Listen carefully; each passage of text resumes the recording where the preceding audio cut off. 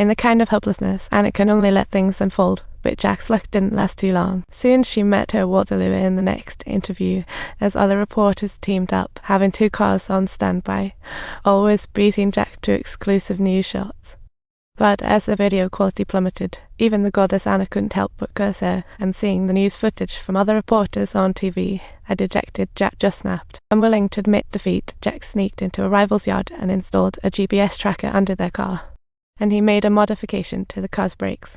That night, Jack acted out of character and didn't follow Ryan's lead to the robbery scene. Instead, he desperately sought help, intentionally returning to a recent car crash.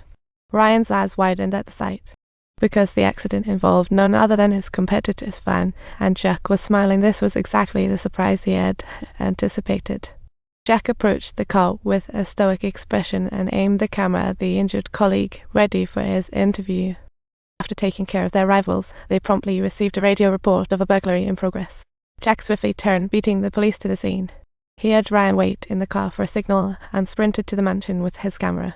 Just as he was about to start shooting, loud gunshots erupted from the mansion. Turns out the robbers hadn't left yet.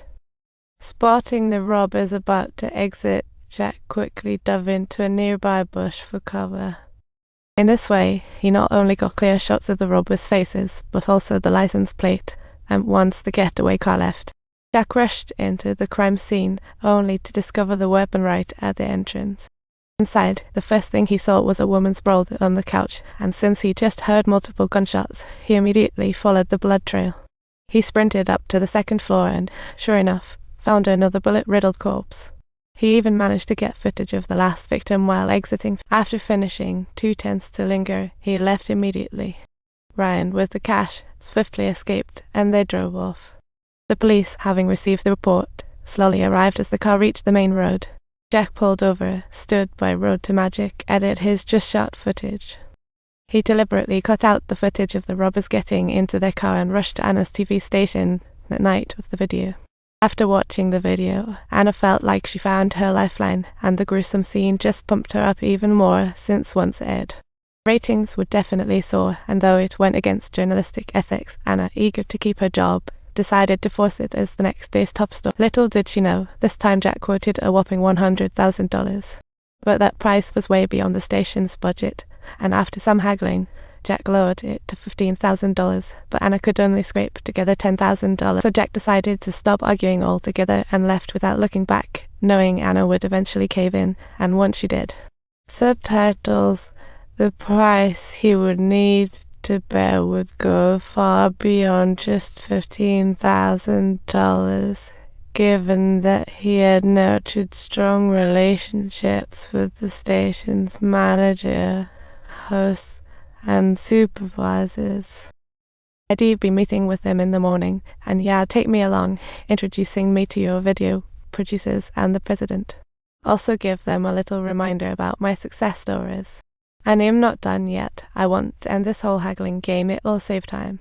So when I give a certain price, that becomes my bottom line. I also want to make sure I can tread carefully at any price point when I say I want these things. I'm serious, and I don't want to ask for anything else. Finally, I hope you can do what I ask when we're alone in your room. This lesson was clearly a knockout for Anna, leaving her utterly speechless. Time till. Jack was very pleased, but after the source was exposed, 2 cops came to his door right after he got home. This was within his expectations. His testimony perfectly matched the news report. He insisted he hadn't filmed the robbers. Once the police left, he quickly got the robbers' images and license plate from the video. By searching the license plate, he quickly found the robbers' address. That night, he and Ryan located their car nearby and began tracking. When Ryan found out about the $50,000 reward for reporting, his financial crisis left him desperate. With only $30 to his name, he lost his cool and threatened Jack for a 50/50 cut, otherwise he'll report it. If police learn he hid suspect info deliberately, he's in trouble. The sense of urgency pushed him to threaten Jack, putting himself on the brink of disaster. Ultimately, though very reluctant, Jack had to comply. Even though things were temporarily resolved, Ryan's threat still filled him with dark thoughts. 2 hours later, one of the suspects finally stepped out, and once he left, Jack quietly started his car and followed him, trailing him all the way to an apartment building. There, they spotted another criminal, but Jack wanted to capture something even more explosive for the special effects. This time, he planned to use dual cameras, so he deliberately had Ryan set up across from a riskier hotel. Meanwhile, he set up a car camera on the criminal. Soon, alerted police arrived swiftly. To avoid panic, they posed as diners ready to leave, but the alert robber quietly drew a gun from under the table. Just then, a second police car arrived on the scene, trying to avoid spooking the snakes, our robbers.